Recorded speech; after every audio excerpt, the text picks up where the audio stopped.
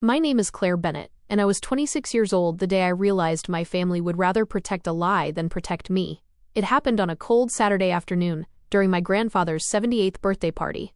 The house was overflowing with relatives I hadn't seen in months. Children raced through the hallway with balloons tied to their wrists. Someone had country music playing too loudly in the living room. The smell of roasted chicken, fresh bread, and cinnamon pie filled every corner of the house. From the outside, we looked like one of those families people envy. Inside, we had been falling apart for years. As usual, I wasn't sitting with everyone else. I was in the kitchen, washing dishes, refilling drinks, taking empty plates from tables before anyone even asked. No one had assigned me those jobs. They never needed to. I had learned a long time ago that if I stayed useful, people complained about me a little less. Claire, we're out of lemonade. My mother, Linda Bennett, didn't even look away from her conversation as she spoke. I'll get it. And bring more ice. Okay. Oh, and Grandpa likes his coffee fresh. Make another pot. Sure. Every request came so naturally that nobody noticed they were speaking to the only person at the party who hadn't sat down once. I carried another tray into the dining room. 30 people laughed together. No one noticed I was still standing. My younger brother, Ryan, was telling one of his stories again. Everyone loved Ryan. He had inherited our father's confidence and our mother's ability to make every room revolve around him. And then my boss says I'm getting promoted next month. Cheers erupted around the table. Dad slapped him on the back. That's my son. Mom's face practically glowed. I smiled politely. No one asked how work was going for me. No one ever did. That wasn't new. When I was 12, I won the regional science competition. Ryan had scored 2 goals in a middle school soccer game that same weekend. My trophy spent 3 years in a closet. His framed newspaper clipping still hung in my parents' hallway. Small moments like that teach children lessons they never forget. Mine was simple. Achievements were optional. Being invisible was expected. Claire, Dad's voice interrupted my thoughts. Can you grab another chair? I looked around. There were 4 empty folding chairs stacked against the garage wall. Ryan was standing less than 6 feet from them. So close, I thought. Instead, Claire? I'm getting it. Of course I was. As I walked toward the garage, I heard Aunt Melissa laughing. I don't know what Linda would do without Claire. Mom answered before I reached the door. Honestly? She likes keeping busy. Several relatives nodded. Nobody questioned it. Nobody realized there was a difference between liking to help and never being allowed to stop. By 3 o'clock, my feet ached. I hadn't eaten.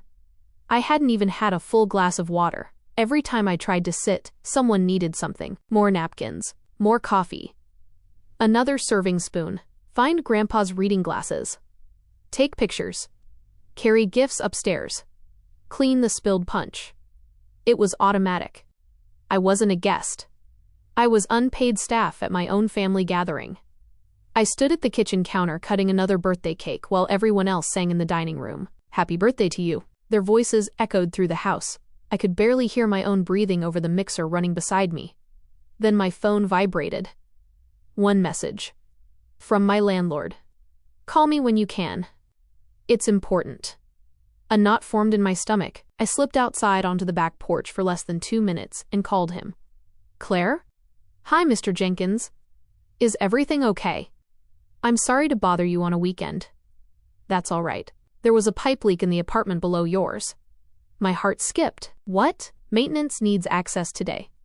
I'll head back. They've already entered with emergency permission. Most of your place is fine. He hesitated. But part of your bedroom ceiling collapsed. I leaned against the porch railing. What? The firefighters think the leak had been building for days. My mind raced. My laptop. We're trying to save what we can. Everything I owned. My computer. My documents. My late grandmother's photo albums. Boxes of journals I'd kept since high school. Claire? I'm here. I'm really sorry. I'll come as soon as I can. I ended the call. For several seconds, I simply stared into the backyard. I felt strangely calm, like my brain hadn't decided whether to panic yet. Then Mom opened the back door. There you are. I just got a call. She frowned. What now? My apartment had a water leak. What? They said part of the ceiling collapsed. For one brief second, I thought she'd hug me. Instead, she sighed. Today? I blinked. Yes? We're about to cut the cake. I know, but I need to leave. Her expression changed immediately. Claire, it could be serious. You always have something. I stared at her. What? You couldn't wait until after your grandfather's birthday? My apartment is damaged. They're already inside. I have to go. She folded her arms. You know how disappointed Grandpa will be. My throat tightened. Mom, we've spent weeks planning today. I didn't plan a flood. She looked genuinely annoyed. Can you stop making everything about yourself for 5 minutes? The words landed harder than I expected. I opened my mouth, then closed it again. Maybe I had misheard. Maybe she didn't understand. My bedroom ceiling collapsed. So call insurance tomorrow. I need to meet maintenance. They can wait. They said they can't. She shook her head. I swear, Claire. Before she finished, my father stepped outside. What's going on? Mom answered before I could. Claire wants to leave because of some apartment issue. Dad looked at me. Seriously? There was major water damage. We're celebrating your grandfather. I know, so stay. I can't. His jaw tightened. One afternoon, my home may be ruined. He laughed once. A short, dismissive sound. It's always drama with you. Something inside me cracked, not loudly, not dramatically. Quietly, like ice finally giving way, after carrying too much weight for too long. I looked from my father to my mother, and suddenly realized something that should have been obvious years ago. If Ryan had received that phone call, Dad would already be grabbing his keys. Mom would be packing him food for the drive. Everyone would ask how they could help, but because it was me, it was considered an inconvenience. I felt strangely empty, no anger, no tears, just exhaustion. I have to go. Dad stepped directly into my path. No. I looked up at him. What? We're family. So? You'll stay until the party is over. I'm 26. Exactly. So start acting like an adult. I almost laughed. Adults leave birthday parties when their homes are flooding. Children are forced to stay so someone else won't be embarrassed. Before I could answer, a loud crash echoed from inside the house. Someone screamed. Then another voice shouted, "Grandpa!" Every conversation stopped at once. My mother rushed through the back door. Dad turned and ran after her. I followed instinctively. The dining room had become absolute chaos. My grandfather was lying beside his chair. His face had gone pale. One hand clutched his chest. His breathing was shallow. Relatives crowded around him, talking all at once, blocking each other, doing absolutely nothing useful. Move! A calm male voice cut through the panic. Everyone turned. It was Daniel Carter, my cousin Emma's fiancé. I'd met him only twice before. He dropped to his knees beside Grandpa, with the confidence of someone who had done this before. "I'm a paramedic," he said firmly. "I need space." No one moved. He looked up sharply. I said move. This time, they listened. Daniel checked Grandpa's pulse. Looked at his breathing. His expression changed instantly. "Call 911. No one reached for a phone. Not immediately. Everyone simply stared, as if waiting for someone older to give permission. Daniel's voice became even louder. "Now!" I was the first to react. I pulled out my phone with shaking hands. As the operator answered, Daniel looked directly at me. "Stay with me." I nodded. And without knowing it, that single decision would change my life forever. The emergency operator answered on the second ring. 911. "What's your emergency?" "My grandfather collapsed," I said, forcing my voice to stay steady. "He's 78. He's conscious, but he's clutching his chest and struggling to breathe." The operator immediately began asking questions. Daniel answered most of them, while continuing to examine Grandpa. "Pulse is weak." He loosened Grandpa's shirt collar. "Breathing is irregular." Grandpa tried to say something. Only a strained whisper came out. Daniel leaned closer. "Don't talk." His voice was calm. "Just look at me." Around us, the room had dissolved into confusion. My aunt was crying. Ryan kept pacing in circles without actually helping. My father repeatedly asked whether someone had called an ambulance, even though I was still on the phone with emergency services. Mom stood frozen beside the birthday cake, one hand covering her mouth. For the first time all afternoon, no one was asking me to refill drinks. No one cared about the dirty dishes. The only thing that mattered was the man lying on the floor. Daniel looked toward me. "Claire, tell them Grandpa has a history of high blood pressure." I repeated the information to the dispatcher. Good, she replied. Paramedics are 4 minutes away. 4 minutes. It sounded impossibly long. Grandpa squeezed Daniel's wrist weakly. I'm fine. No, Daniel answered gently. You don't have to be brave. Those words hit me unexpectedly. I couldn't remember anyone in my family ever saying something like that. Not to Grandpa. Certainly not to me. The sirens arrived faster than I expected. 2 paramedics rushed inside carrying equipment. Daniel immediately summarized everything. Male, 78. Sudden collapse. Chest pain. Weak pulse. History of hypertension. 1 paramedic nodded. Thank you. They worked with remarkable speed. Blood pressure. Oxygen. Heart monitor. Medication. The room that had felt enormous only minutes earlier suddenly became far too small. 1 medic glanced toward my father. Who's the closest family member? I am, Dad answered immediately. We're taking him to Mercy General. I'll come. So will I, Mom added. Daniel stepped aside, giving the professionals room. As they lifted Grandpa onto the stretcher, his eyes searched the room. They stopped on me. He reached out weakly. Everyone assumed he wanted my father. Instead, his fingers found my hand. Claire, his voice barely existed. I'm here. He squeezed once.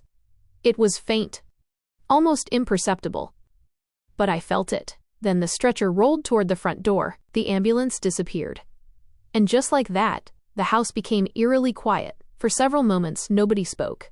Half-eaten birthday cake remained on the table. Presents sat unopened. Balloons drifted slowly against the ceiling. The celebration had frozen in time. Ryan finally broke the silence. So, he rubbed the back of his neck. I guess the party's over. Nobody answered.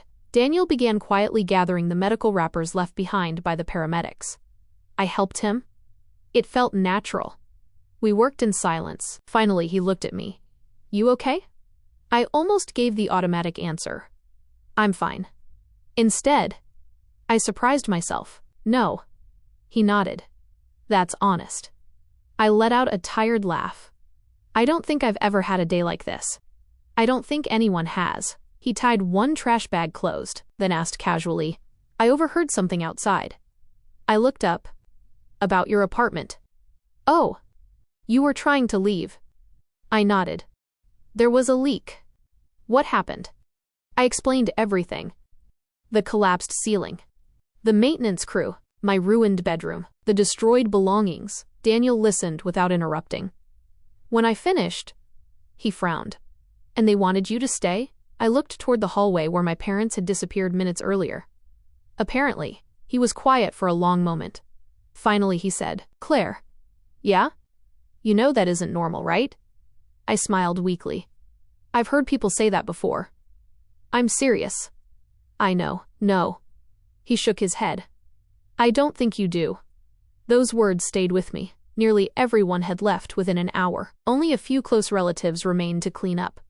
Or rather, to watch me clean up. Without thinking, I picked up empty plates, collected cups, folded tablecloths, started loading the dishwasher. My cousin Emma walked into the kitchen. Claire. You don't have to do all this. It's easier. For who? I stopped. She wasn't accusing me. She genuinely wanted to know. I didn't have an answer. Because the truth was uncomfortable, cleaning made everyone else less uncomfortable. Including me. Daniel entered, carrying another stack of dishes. He set them down, then quietly took the sponge out of my hand. I've got this. You don't have to. I know. He smiled politely. But neither do you. For a second, I simply stared at him. It was such a strange sentence. Neither do you. No one had ever said those words to me. My instinct was to argue, to insist, to explain why I should keep working.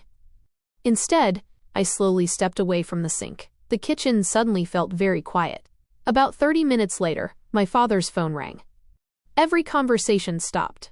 He answered immediately. Hello? Silence. Then, is he okay? Another pause.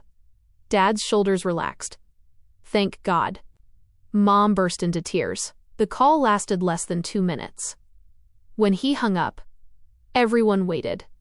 He didn't have a heart attack. Collective relief filled the room. It was a severe cardiac episode brought on by exhaustion and dehydration. Someone whispered, "Thank God. They're keeping him overnight for observation." Mom wiped her eyes. "We should all go tomorrow." Everyone agreed. Then Dad looked directly at me. "You'll come." It wasn't a question. Before I could answer, my phone rang again. "Mr. Jenkins." I stepped aside. "Claire." His voice sounded apologetic. "I've got bad news." My stomach dropped. "What now?" "The firefighters had to remove part of your bedroom wall." I closed my eyes. There was mold behind it. "How bad?" "You can't stay there tonight." For a moment, everything inside me stopped. We contacted your insurance company. They're arranging temporary housing." "When?" "They're trying."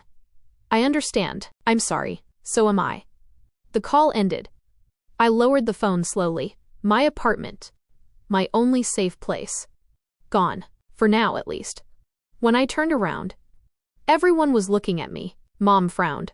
"What happened?" "My apartment isn't livable." "Oh." Silence. Another long silence. Finally, Dad shrugged. "So stay with us for a few days."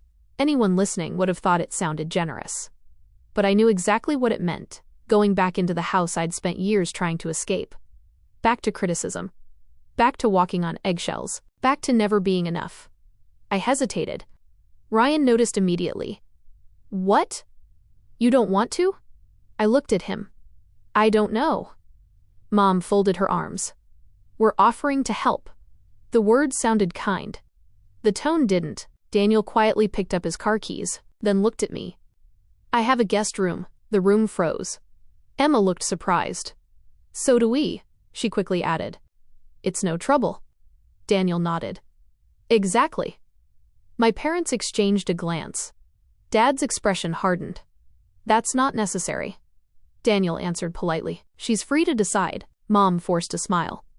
"Of course she is." But the smile never reached her eyes. I looked around the room. At my parents. At Ryan. At Emma. At Daniel. For years, every difficult decision in my life had been made based on keeping someone else comfortable. Maybe, just maybe, it was time to make one based on keeping myself safe. I took a slow breath. Then opened my mouth. I looked directly at my parents. "I'll stay somewhere else." The silence that followed felt heavier than anything that had happened all day. And I had no idea that this simple decision would ignite a conflict my family had spent years trying to keep hidden. The next morning, I woke to silence. Not the uneasy silence that had filled my parents' house after another argument. Not the silence that followed years of pretending everything was normal. This silence was peaceful. Emma and Daniel had already left for work, but they had written a note on the kitchen counter. "Coffee is fresh. Breakfast is in the fridge. Stay as long as you need. No conditions, no guilt, no expectation that I would somehow repay kindness by shrinking myself." I stood there for a long moment, staring at 6 simple words. Stay as long as you need.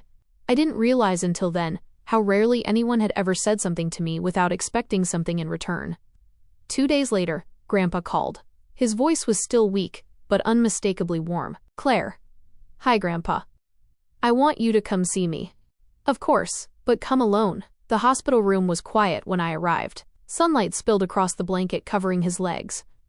He smiled the moment he saw me. "There's my girl." I sat beside him. "How are you feeling?" "Old." I laughed. "I've been old for years." Then his smile faded. "I owe you an apology." I frowned. "For what?" "For seeing more than I admitted." I didn't understand. He looked toward the window. "I watched your parents favor Ryan for years." My throat tightened. I told myself it wasn't my place. I convinced myself they would change. I was wrong. I stared at him. "I should have protected you." Tears filled my eyes before I realized I was crying. "You were a child. I was the adult." He reached into the bedside drawer and pulled out a small envelope. "I've rewritten my will." I looked at him in surprise. "It's not about money," he said gently. "It's about responsibility." He handed me a folded document. "I've asked my attorney to make sure my lake cabin is left to you." I blinked. "Grandpa, you were the only grandchild who visited because you wanted to. The others came because holidays told them to." I shook my head. "I never expected anything." "I know. That's exactly why you deserve it." 3 weeks later, Grandpa returned home. The family gathered again, not for a birthday, Not for a celebration, for a family meeting he had requested himself. Everyone looked uneasy. Ryan sat beside our parents. Dad assumed this was about Grandpa's health. Mom brought homemade pie, smiling as though nothing unusual had happened. Then Grandpa stood. Slowly. Carefully, but with a strength I hadn't seen in years. I asked you all here because I have something to say. The room fell silent. When I collapsed, he looked directly at my parents. I had time to think. No one interrupted. I realized something. I nearly lost my life, but someone else nearly lost hers long before that. He turned toward me. Claire. My heart began pounding. I spent too many years watching you carry this family. You cleaned. You organized. You remembered birthdays. You visited me. You helped everyone. And almost no one thanked you. My mother shifted uncomfortably. Grandpa noticed. I am speaking. She fell silent. He continued. I also watched you be interrupted, ignored, and blamed for things that were never yours. Dad cleared his throat. Dad, no. Grandpa raised one hand. For once, you will listen. The room became perfectly still. I cannot change the past, but I refuse to pretend it never happened. He looked at every relative in the room. I don't want anyone here expecting Claire to carry this family anymore. If you need help, ask each other. If you need someone to organize holidays, take turns. If you want respect, start by giving it. Nobody spoke. Ryan looked down at the floor. For the first time in my life, no one rushed to defend him. After everyone left, my mother lingered in the driveway. She approached me slowly. I don't know how to fix this. I believed her, not because she was finally taking responsibility, but because some damage cannot be repaired with one conversation. I don't know either, I answered honestly. She wiped away a tear. I miss you. I nodded. I know. She waited, perhaps expecting me to say I missed her too. Instead I said, I hope you learn who I am when I'm not the daughter solving everyone else's problems. She looked confused, then sad, then quietly walked away. Months passed. The apartment repairs were finished. I moved back into a place that somehow felt entirely new. I painted the bedroom walls soft blue, bought plants for the windows, framed photographs that made me smile, not because someone expected me to, because I wanted to. Therapy became part of my routine. Some sessions were difficult. Some left me exhausted. Others left me hopeful. For the first time, I wasn't learning how to survive. I was learning how to live. Daniel and Emma became close friends. Grandpa visited every Sunday afternoon. Sometimes we talked. Sometimes we simply sat on the porch drinking coffee. Neither of us needed to fill every silence. Peace doesn't demand conversation. Ryan eventually sent me a letter, not a text. Not a quick apology, a handwritten letter. He admitted he had spent most of his life accepting praise, without noticing who was standing behind him, making everything easier. He didn't ask for forgiveness. He wrote one sentence that stayed with me. I never realized how much space I was taking, because you kept making room for everyone else. I folded the letter and placed it in a drawer. Not because everything was healed, but because accountability, even delayed, mattered. A year after Grandpa's birthday, we celebrated again. This time at the lake cabin. There were only 6 of us. Grandpa, Emma, Daniel, Aunt Melissa, me, and an old golden retriever Grandpa had recently adopted. No speeches, no forced smiles, no pretending. Just laughter floating across the water as the sun disappeared behind the trees. Grandpa handed me a slice of birthday cake. For once, he smiled, you're the guest. I laughed. I could get the plates. He gently shook his head. No. Then he added the words I had unknowingly waited my whole life to hear. You've done enough. For a moment, I couldn't speak. The wind carried the scent of pine trees across the lake. Children from a nearby dock laughed somewhere in the distance. The world kept moving, and so did I. I finally understood something that had taken 26 years to learn. Healing doesn't begin when the people who hurt you finally apologize. It begins when you stop measuring your worth by whether they ever do. I never got the perfect family I spent my childhood wishing for. Instead, I found something far more valuable, a life where I no longer had to earn the right to be loved. And for the first time, that was enough.